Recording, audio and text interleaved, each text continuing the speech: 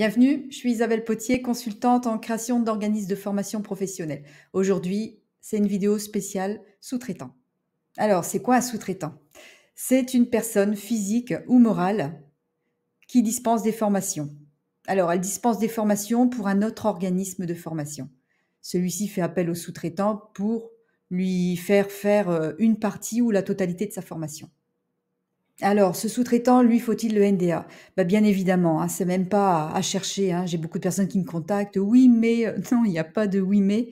Il y a un article du Code du travail, hein, le 6351-1, qui dit que toute personne qui réalise des actions, c'est-à-dire dès l'instant où vous faites de la formation professionnelle, que vous dispensez une formation professionnelle, peu importe comment, il faut déposer une déclaration d'activité. Donc voilà, c'est vraiment l'article qui le dit. Donc vous êtes vraiment soumis à la déclaration pour obtenir votre NDA. Les seuls statuts qui ne sont pas pris en compte, ce sont les statuts salariés, hein. Ça rentre pas dans le cadre de la sous-traitance. Alors, les documents à donner à l'adresse, c'est exactement la même chose que pour un dossier classique, mis à part le contrat, hein. Au lieu de donner un contrat de formation ou une convention, vous allez demander à l'organisme qui vous sous-traite de vous fournir le contrat de sous-traitance. De toute façon, il est obligatoire, hein. Vous êtes obligé d'établir un contrat entre lui et l'organisme, hein. Donc, ce contrat, il doit contenir toutes les obligations. On doit retrouver la durée, alors combien vous êtes payé, la durée de la formation, les dates de formation, les apprenants qu'il y aura dedans. Si c'est un contrat de sous-traitance générale, c'est-à-dire que je le vois passer assez souvent, hein, l'organisme vous fait un contrat, par exemple, pour une durée d'1 an. Pendant 1 an, il va vous appeler de temps en temps pour intervenir sur des formations. Donc ça, c'est légal. Vous lui demandez, dans ce cas, de fournir une fiche d'intervention. Cette fiche d'intervention, elle va être précise, elle va dire que ça va être tel jour, de telle heure à telle heure, avec tel apprenant, etc., etc. Ensuite, il faut fournir la preuve que vous avez un statut juridique, donc une attestation, l'INSEE de moins de 3 mois, votre casier vierge, moins de 3 mois également. Vous devez donner votre CV et les diplômes que vous avez. Voilà, vous devez prouver à l'adresse que vous avez bien les compétences pour travailler avec cet organisme-là, hein. Par exemple, c'est un organisme qui vous prend en bilan de compétences. Vous devez au moins avoir le niveau d'études pour faire du bilan de compétences, avoir de l'expérience dans le bilan de compétences. Si un organisme qui dispense une formation, on va dire en informatique par exemple, et qui vous prend dedans et que vous n'avez pas les diplômes pour prouver que vous avez bien les compétences pour travailler là-dedans, c'est pas la peine, hein, ça passera pas.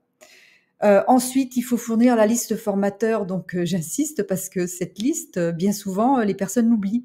Ils disent: «Oui, mais je suis tout seul», donc beh, oui, mais justement, la liste formateur l'adresse va pouvoir voir, qui est vraiment le formateur dedans. Donc ça, elle est obligatoire à remplir. Moi, ce que je fais, c'est que je la remplis et puis, voilà, au bout de cette liste, j'ajoute le CV, les diplômes, comme ça tout est pris dans un seul document. Faut pas oublier le programme de formation également à donner. Voilà. Donc vous demandez aussi à l'organisme qui vous sous-traite de donner son programme de formation, hein. C'est le sien, hein, vous n'avez pas à le créer, hein. Donc il doit également être conforme. Voilà, une fois que vous avez tout ça, vous déposez normalement sur le compte MAF et vous aurez une réponse sous 30 jours. Est-ce que votre demande peut être refusée? Oui, voici quelques-unes des motifs les plus courants. Vous n'avez pas les compétences? Voilà, vous ne pouvez pas justifier, que vous pouvez réaliser, cette formation en question que l'organisme veut vous donner. Donc là, ça passera pas. Vous donnez un contrat de sous-traitance qui est pas conforme, c'est-à-dire qu'il manque des éléments comme je vous ai déjà cité tout à l'heure. Donc ça, ce sera refusé. Aussi, vous êtes en contrat de sous-traitance en cascade. Donc ça veut dire que l'organisme qui vous prend, travaille déjà en sous-traitance avec un autre organisme. Donc ça veut dire que la formation initiale, elle vient de l'autre organisme. Celle-là est sous-traitée par l'autre organisme et il prend un sous-traitant comme vous pour la faire.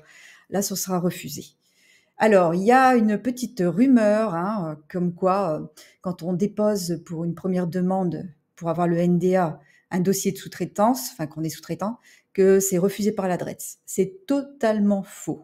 Voilà, hein, j'ai eu la vérité par l'adresse elle-même. Donc non, non, hein, essentiellement, ils traitent des dossiers de sous-traitance. Donc s'ils n'acceptent plus les sous-traitants, bah, tout est fini en fait, hein, ce qui est énormément de personnes dans votre cas.